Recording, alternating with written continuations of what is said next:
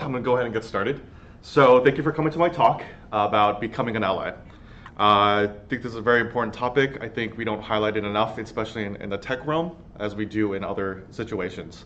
I kind of broke it down into three different parts. This is not all encompassing, but these are the great starting point for our conversation, some thought process, and a growing process. And I broke it down to educate, advocate, and listen. So first things first, I want to thank GDG Chicago. This is actually in their history of DevFest. This is their first non-technical talk, and it's about diversity, so kudos to them. So I am Jessica, James Cha-Earley. Jessica is my wife. Where do you start them? I am the manager I work at Clover, which is a point-of-sale company, and I'm the manager over there for the developer program. I'm a co-organizer for the GDG San Francisco and also a mentor for the Pacific region. Another thing I do with my wife, Jessica, is do a little YouTube show called Develop Her, Develop Him. Has very intro videos to technology. And if you want to follow me on Twitter, here is my Twitter handle.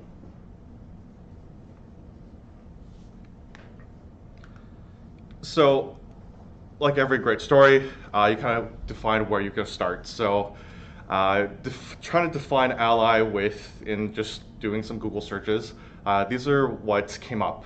So, the Webster Dictionary said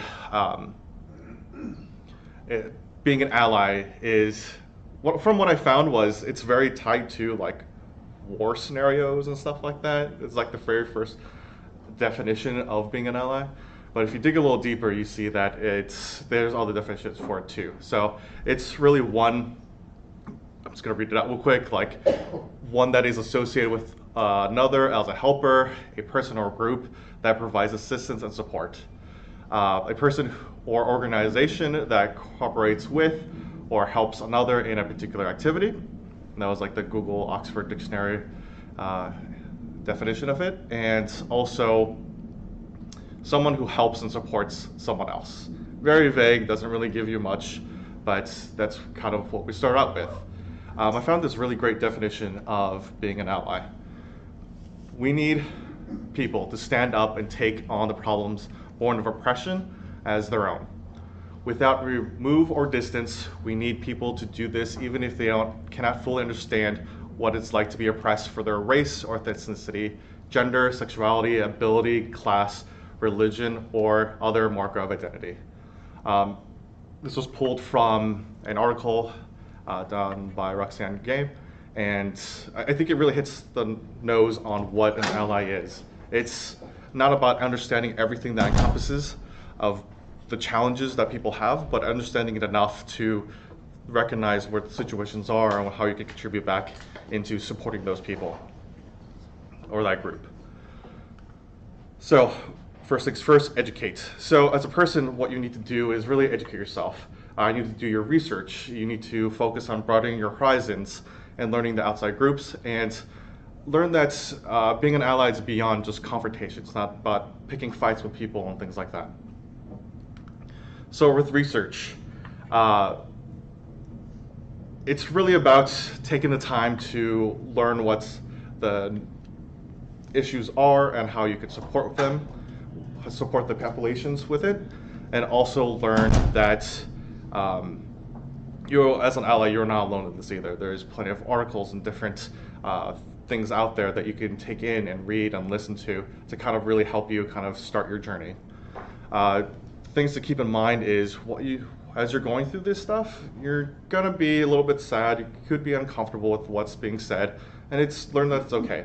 It's gonna be a lot of challenging new stuff, so learn that it's okay. Learn to sit in that discomfort.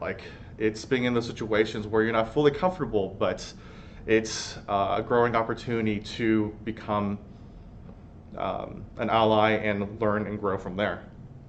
And one important thing is to, as you go through and learn and grow, is learn that and identify if you are a person of individual influence. If you are a manager, or you're working a tech field and you fit in the stereotypical field of like being white or Asian male, like you fit that bill exactly, then it's an opportunity for you to kind of expand other people's minds and support other people as well.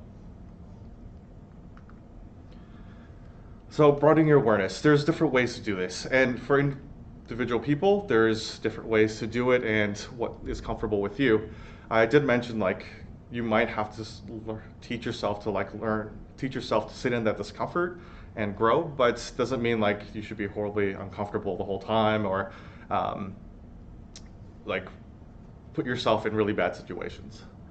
What I go with this for the broadening awareness is try different things. This will give you a chance to kind of explore beyond your comfort zone, expose yourself to new experiences, and meet new people. More you can put yourself out there to listen and grow and kind of understand what is coming, what are the challenges, well, what are the things from like big interactions to like microaggressions is something you need to start identifying and learning for yourself.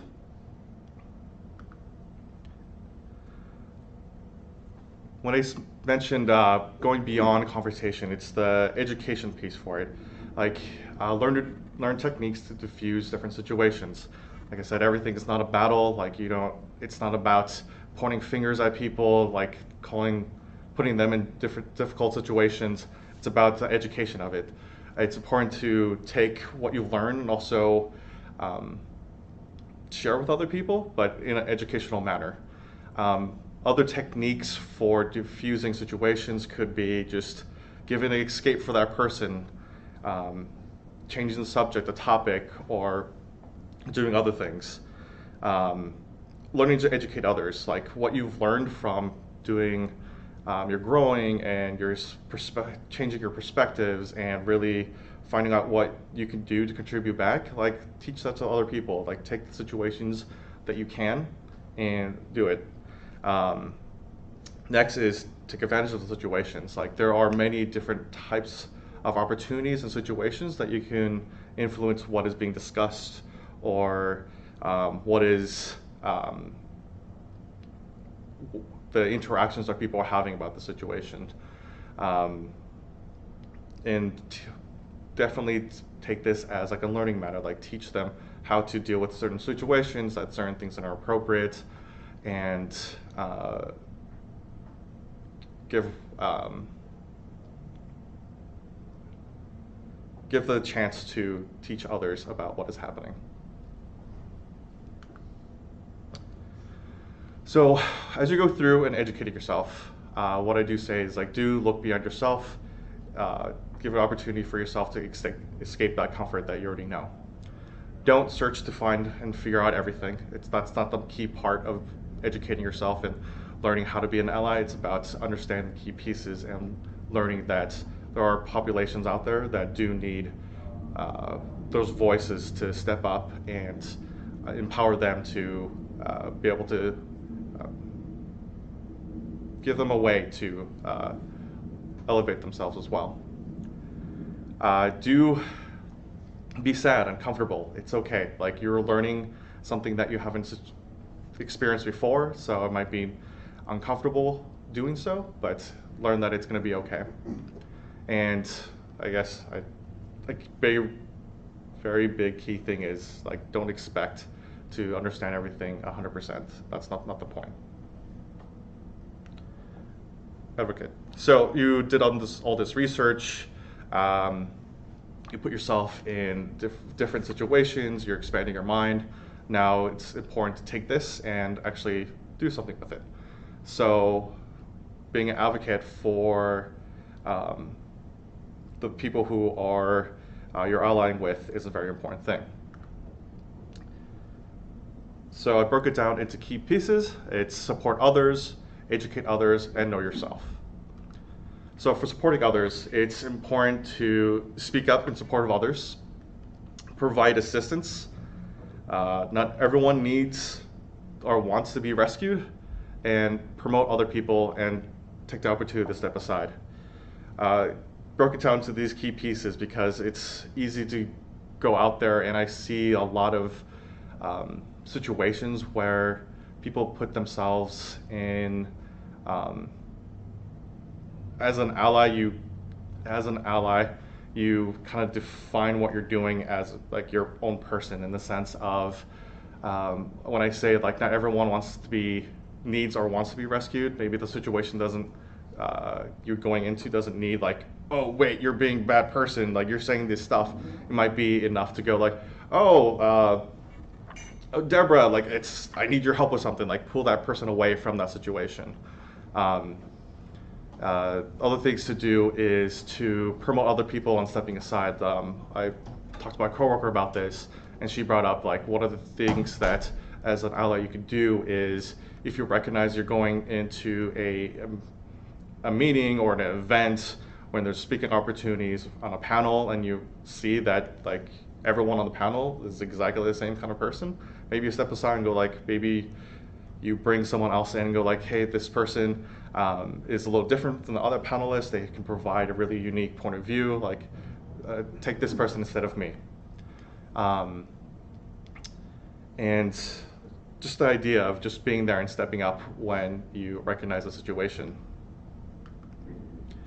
Educate others. So taking what knowledge you have and empowering others to be allies is a very important thing. You've done your research, you've put yourself in the situations, now it's time to share. It's important to share what you learn, and also a really important thing too is like being able to grow that network out. Like you as an individual started educating yourself, learning and really getting to know other people, and it's important to network those groups together so that way they can continue to grow as individuals, and we can get more of a network of allies and more voices and people to recognize what is happening. Know yourself. So there's many ways to be an advocate. It's like I said, it's not always about like fighting the battles by yourself or triggering situations. It's about knowing where you're comfortable being an advocate. There's ranges from being super active, being part of groups, doing walks, and many other things. But it's also just stepping up when the situation needs and recognizing what is happening, and being able to give opportunities to those people when you have the power to. Being an advocate in the range of where you're comfortable, just know where your limits are. And every battle's not for you just to fight yourself, and that's why you need to build a network of allies to kind of help you build everyone else up as well. And when you're going out and interacting with people, being an advocate for these groups, I think it's very important to use common sense. I think it's easy to go like, oh, I really should do something, and put yourself in bad situations. We're not advocating to put yourself in bad situations. Sometimes you might, but do it in the realm you are comfortable, where you can and where you can influence.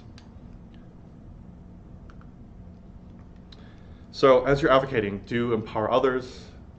Don't pick a fight. Do be aware of the situation so that you can intervene as necessary or as appropriate. And being an advocate and being an ally is not, don't make it about you. Like, don't be a hero. Like, if you're an advocate, I think a great example is you don't need to be called an ally. That is not a definition of what you are. It's just who you are. I think if you get to a situation where like, but wait, I'm an ally, I think you already lost that. You're beyond that. You want to be labeled as someone who can save other people and be a hero. You're just not an individual who wants to do things for the common good. And most importantly, listen. Being a listener is very, very important. Just listen. Like, there's so many situations where you could just be there and listen to other people's stories, history of situations that you might not have realized that those are opportunities that you could have stepped up, or opportunities that, or situations that you didn't think were that bad, which are that bad. So I can't stress enough to open your ears and just listen, be there and listen to the situations. Listen to gain more knowledge. You can never stop learning and growing as an individual.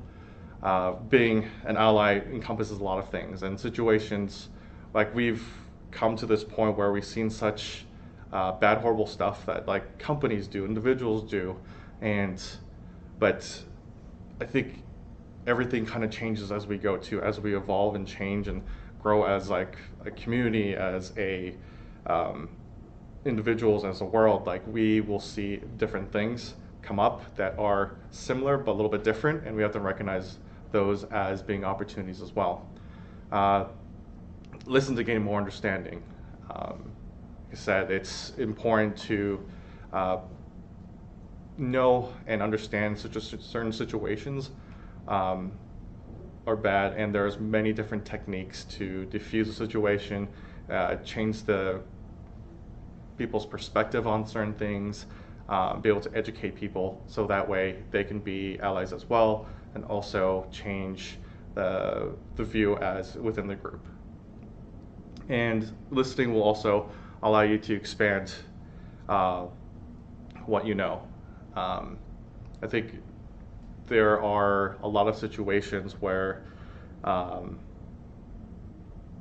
you're so consumed in your mind of thinking like how the situation could go that you're not actually listening to what is being said. So as you're listening, I think an important thing is do allow others to have a voice. I find this very important because I've been in situations where we're in a group community, and there are certain people who have a lot to say. And we've been in the situation, all of us have been in situations, but don't allow other people to voice their opinions or thoughts and educational things they can share. If you are a person of influence, like make sure to keep that in mind. Like everyone should have a voice. That voice should be respectful for everyone in the room, but as a person of influence, you can help guide those conversations to include as many aspects as possible. If you are one of those people in these conversations, don't make the conversation about how you don't understand. Asking questions is not a bad thing. Trying to understand and have yourself grow is not a bad thing, but the conversation doesn't have to be about how you don't understand A, B, and C. I've been in many different group conversations where it's like this one individual like, but wait, I don't understand why this is this way, or how does this influence this, and I think they're just trying to find that one key piece to do it, but it takes away from the whole conversation about the topic, just to help that one person understand. And as I mentioned multiple times, our goal as an ally is not to understand 100% of everything. It's to understand that we do have a position to help out, and we should support others. If you do have questions, do it politely. If you are in a group setting, maybe pull someone aside, or that individual aside who had that great point, and go, I wanted to get more fill-in on this. What do you mean when you said this? And do things like that. I think it's also kind of inclusive in that whole building your network out, finding those people that you are comfortable with, going maybe saying those little bit questionable things to understand why it's so questionable. I think there's an opportunity to do that. And also don't force yourself. Don't force what you have learned on others. They should have the opportunity to be uncomfortable as well, but it's also important that they are their own individual, and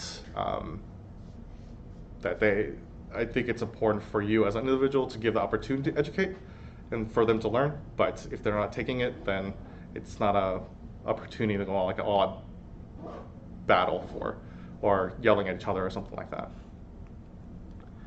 So as a ally, something to keep in mind, one, you are not alone, but you have a great opportunity to do things.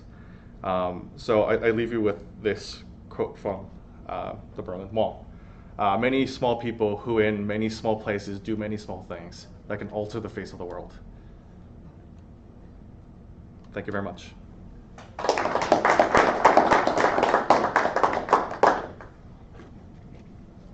Any questions? Everyone's a perfect ally now?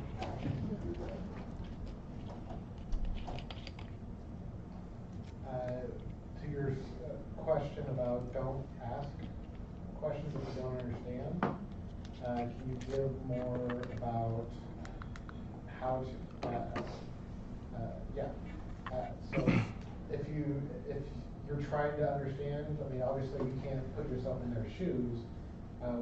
What is the, I guess, go-to that you could say to? Oh, I didn't mean to do that.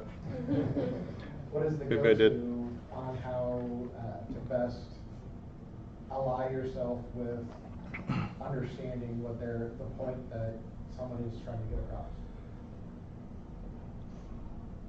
If that makes sense. Yeah, it makes sense. The reason I put this note is I've seen the many scenarios in like a group conversation where it's very focused on like, instead of moving the topic forward and helping people understand, it's like all about themselves, like why they don't understand. That's really what I meant. So I think it's an opportunity to go like, if the individuals talk about a topic of what you're not understanding or interest, you could pull them aside in a later situation and go like, can we talk about this a little bit? Like I'm really trying to understand, and doing it that way instead of like. So bring it to a one-on-one instead of disrupting the group. Right.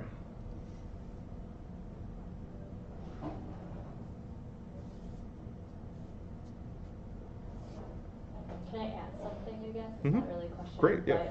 But, I am a UX designer, and just kind of listening to this, it sounds like one thing I would also add in is empathy. Because understanding the person where they're coming from is the most important. It's part of what I do, and making sure that you see in a way that you're very sensitive to how that person might react. So I thought this was good to address. Awesome. I'll put that in. Thank you.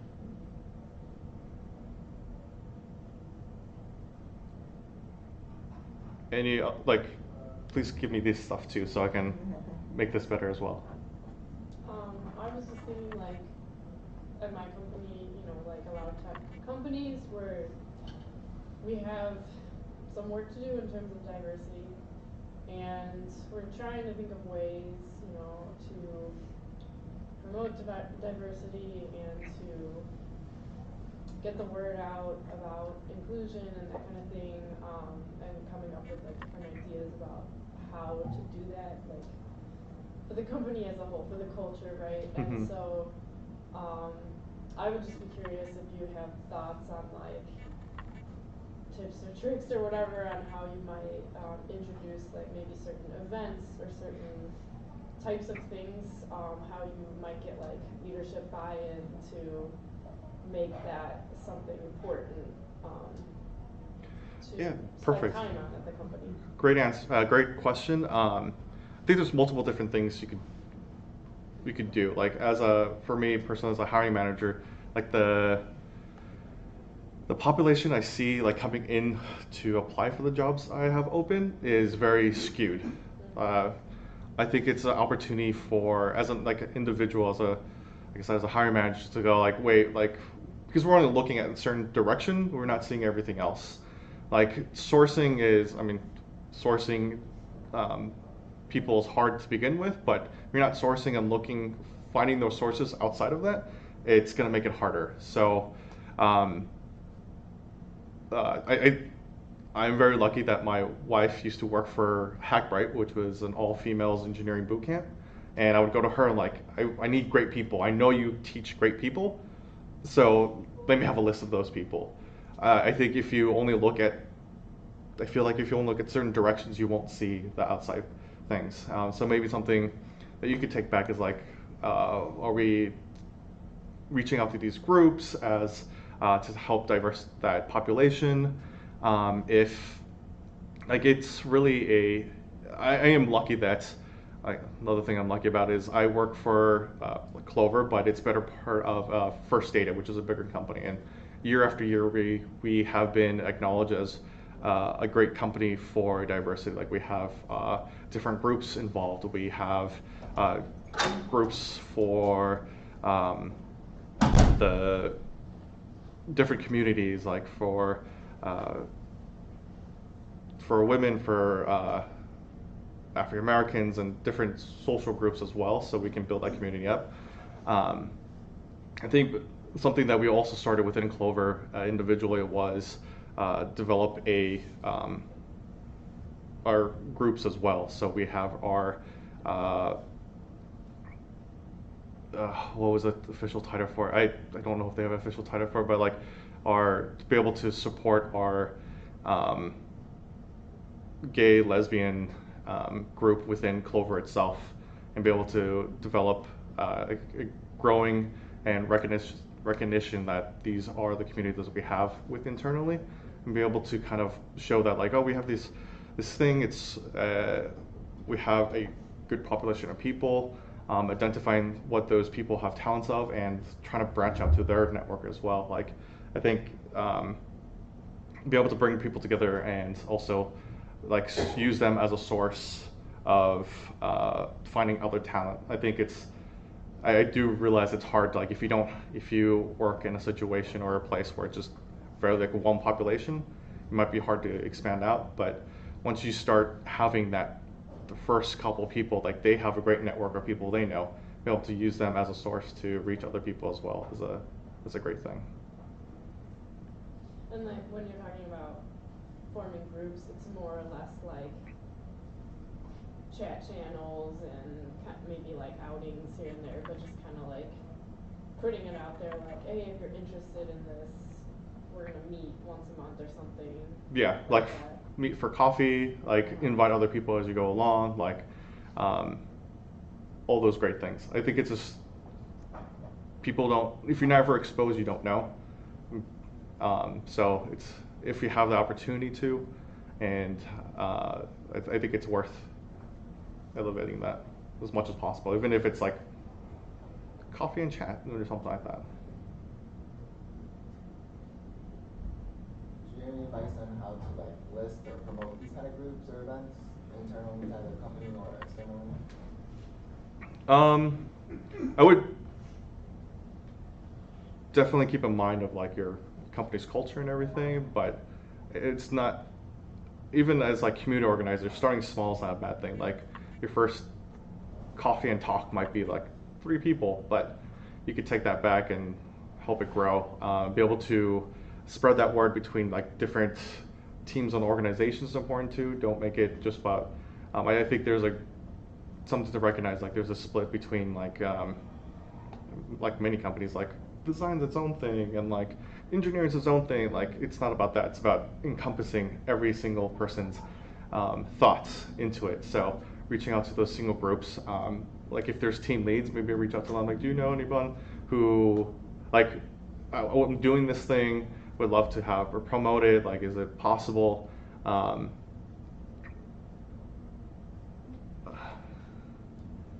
I ask something? Yeah, please do. So the company I'm at, we have like a women's affinity network, and then we also reach across through like Youre all the kinds of commons or activities going on, events, and then within our one building, our departments, we have energizer events. So it's a good way to meet everybody, and one is getting to know everyone's names and having some kind of games that way. So I feel like that's been really effective. It's more for developers and designers, but it's been working really well. That's really good. That's really cool. If there's if you have a community post, maybe you could put it there too. Like just it could take multiple different ways to do it. Like Kyle, you're organizer as well. Like any comments on how to grow like internal communities?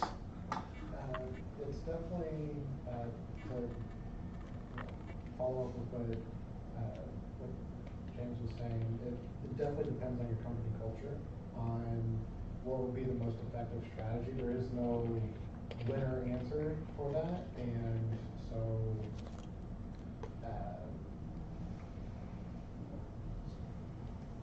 don't be afraid to try something new. So if it's a chat channel, if it's as, I don't know your name. Leah. So as Leah was saying, you'll make it more of a statement announcement, like something more formal within the company. If you want to do something like that, it's just whatever better fits the organization, the community. Because I mean, if you're trying to create a valuable company culture, it's got to be a community. Because if you just treat it like a company, it's not going to grow. It's going to become toxic. So if you're treating it more like a community, everybody has like as James was talking about in his talk, everybody has a voice. Make sure everybody listens. The name game, I love that. That's a great idea. And so, because a lot of people are very shy and don't want to speak up. But if you get the name game going, that gets people to become a little bit more engaged. And so something that's a great idea. I love it. So. Is there any advice on how to diffuse situations?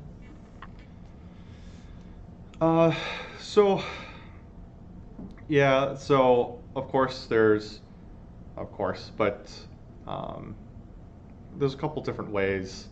I kind of briefly mentioned about like giving a person an escape if they want to get out of that situation, or completely changes the subject, like to something else. I think one dangers is as if you have like a certain group of people and they're always talking about a certain thing, like be able to change the whole group's mind is really hard.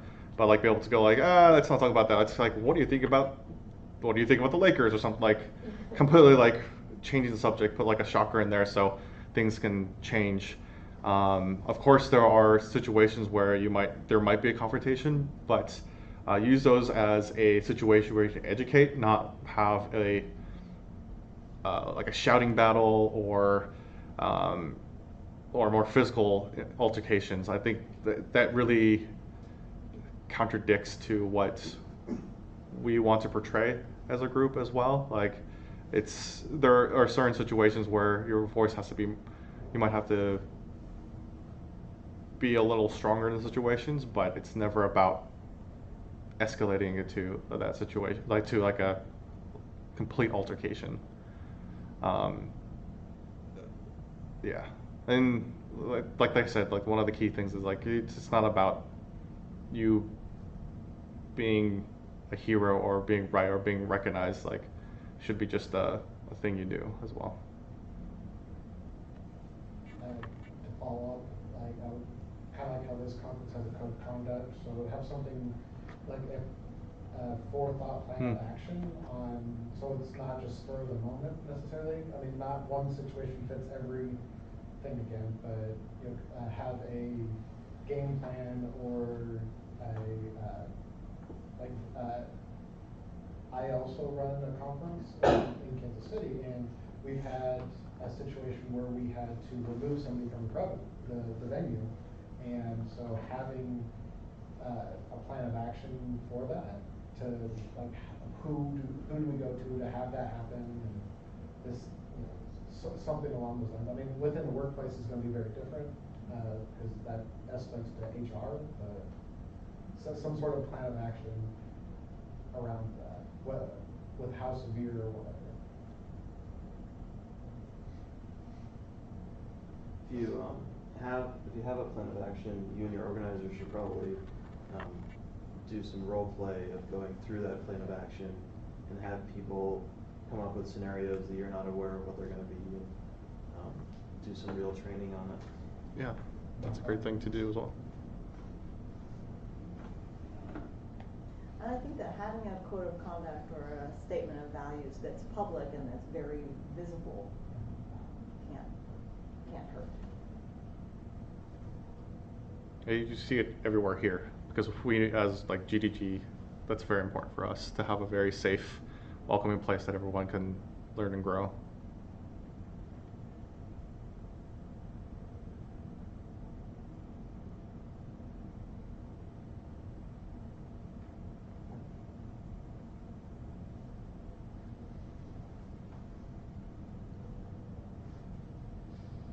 Should we do a game where we learn everybody's names? Awesome. You volunteered magically, so let's go with you. Brandon. Did it again. I guess we'll just do everybody say who they are and a little bit of what they do. Perfect. I'm Abraham. I'm in Madison, Wisconsin. I'm a GDG Madison organizer, as well as I work at a company called Works. We're 12 people, so we're small and pretty close-knit. Awesome. My name's Pearl. I also work at Works with Abraham, and I'm co-organizer of the GDG in Madison, and am a Google developer expert in web technologies. I'm Mohan. I work as a web specialist at University of Illinois, and I'm from Springfield. Christopher. I work at Trumpo. I don't know if you guys heard of me, but yeah, it's a fun company, and I'm really interested in this topic because it's something that we're actually working on as a company to actually increase our diversity.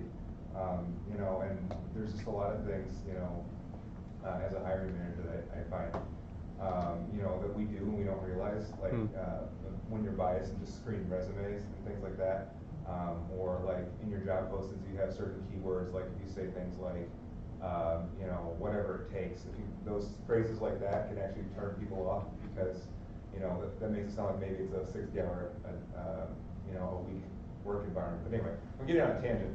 But yeah, so I'm really interested in this topic. Yeah, so that's why I'm here.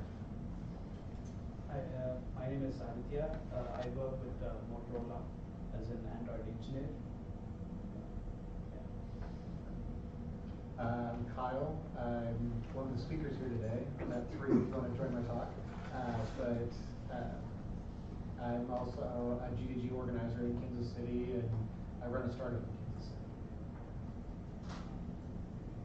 I'm Melanie, and I just turned 19, so I can't really follow up these interesting people, but I'm trying, so I'm here. Awesome. Welcome. I'm Elvin. I'm a head of mobile competence center at a company called eCom Systems, a professional services company, so we do mobile applications development for our clients. And one of my responsibilities is growing community of mobile developers within our organization. So it's a very interesting topic here. Awesome. I'm Nate. I work in the DevOps team at GoGo over here in Chicago, and I'm just trying to get a feel for our culture and see what cultural shifts can we implement, what we can do. Awesome. I'm Sean, and I'm a PHP developer and a little bit of AngularJS too over at Quick Order. We do online food ordering. Like if you want a pizza, you're probably going to be ordering from a place that we provide the website for. My name is Antonio. I'm a student at DePaul. I do tech support at a school part-time. I'm just kind of interested to see what you have to say about being in LA. I'm Laura. I work at the Nerdery as a front-end engineer and heavily emphasize in accessibility for the web, but also just kind of in general. So trying to help our diversity and inclusion group figure out how we can broaden. I'm Leah again. UX. I work for GE in Milwaukee, and I help teach design thinking and trying to build a very compassionate UX team. GE, like General Electric. Yeah, yep, the healthcare sector. I'm Jessica. I worked in bioinformatics, and I was interested in coming to this talk because I'm looking forward to joining a new company that is very inclusive. Hey, I'm Reed. I'm a full stack developer, and right now I'm working as the CTO at a startup.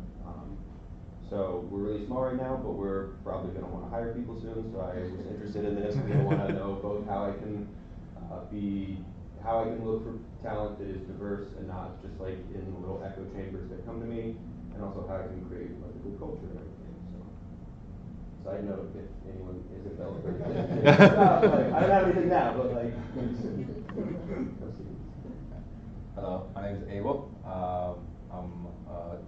student and a marketing and PR intern at my school. I'm just here to grow, learn, and just vibe. Fantastic. It's pretty cool. So. Awesome. Yeah. I did have a quick thought while you were talking about, I forget your name, I'm sorry. Christopher. Christopher.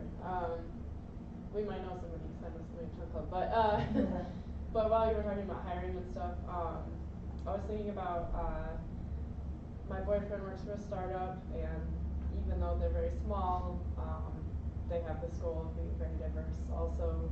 And so I remember one of the things, again, instead of like just waiting for people to apply to them, to come to them, they were like, well, we're not, the people that we're going to get, you know, we know the kind of people that we're going to get to apply, and they're probably great people, but like we want to broaden. So they actually held like, I think it was just like a social event, but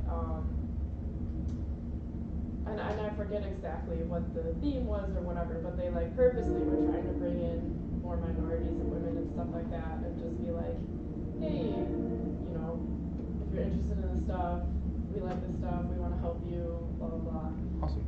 So they actually, I'm not sure if they ended up hiring somebody because of that, but I know that their approach was like, we are going to have to do outreach, we are going to have to go out there and make spaces for these people to come, because they may not come to us on their own. Yep. And put a lot more effort into that, not knowing if it would work, but you know, just like, I thought that was a cool idea of, like you said, the usual channels, you know, like maybe the kind of people you want aren't just like surfing on LinkedIn or whatever all the time, they're out doing other things, so.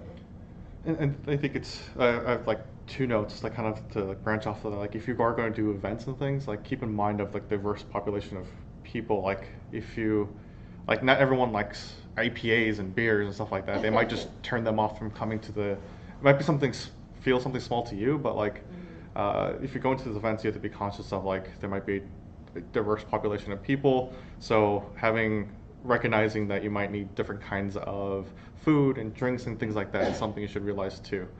And like even the workspace too. I don't think everyone thinks of that. Like having great people and great culture at a company is great, but that space too as well. Like if it's not welcoming and warm to the individual, that could turn them off. Like if like think of outside what you just know, what you feel comfortable with. Like maybe like for like a diverse office, you might want like couches in places, or like people work differently. Just recognize that as well. Like just don't think of like Silicon Valley like kind of mindset of like we have to have like a ping pong table. Like not everyone likes ping pong. Like or things like that. Like it's cool for you and like some people who might really enjoy it, but like think outside of that as well. Like yeah, I would add to that even it's even interesting, like I go to meetups and we have our own meetups, and I think even like the time of day is a factor, you know, if you're like, oh, women or whatever are never coming to our meetups, and it's like, well, because it's dinner time when they have to go home and feed the kids, like, you know, these are even the certain times, like if you mix up the times sometimes or the locations sometimes, you know, that could open it up for people. And like you said, the beer thing, or like we have a surprising a lot of 24-hour events where they're like, we're gonna do this all weekend, and I'm always like, do we have to do this all weekend again, because there's so many people, and they're like, well, you can come and go, everyone can come and go. I'm like, yes, but the emphasis is like for people who don't have a lot of dependents in my opinion. But yeah, things like that to think about, that like, what if you had kids? What if you had dogs? What if you know, what if you're just not a young 20-something single person who can do whatever they want? Yeah. It's very important to recognize those situations. Like within the GDG realm, like we have certain times we're able to do things like having daycare. So women or families who have kids, they can actually come to the event without having to worry about like, what do I do with my child? Recognizing what time it is. Like if it's like 4 o'clock, maybe it's right after school's out, so you have to go pick up your kids or things like that. It's important as well. It's important to to recognize what kind of community you have currently and also what you want to build to, and kind of being flexible with that. And that it's something to recognize as or like if you're organizing things as well, like not everyone likes one type of format. Like doing just talks is nice for certain aspects, but some people might like more hands-on experience, doing like code labs together or something like that. There's so much good content out there that we have access to. We should be able to share it as well and form organizations and things like that that way.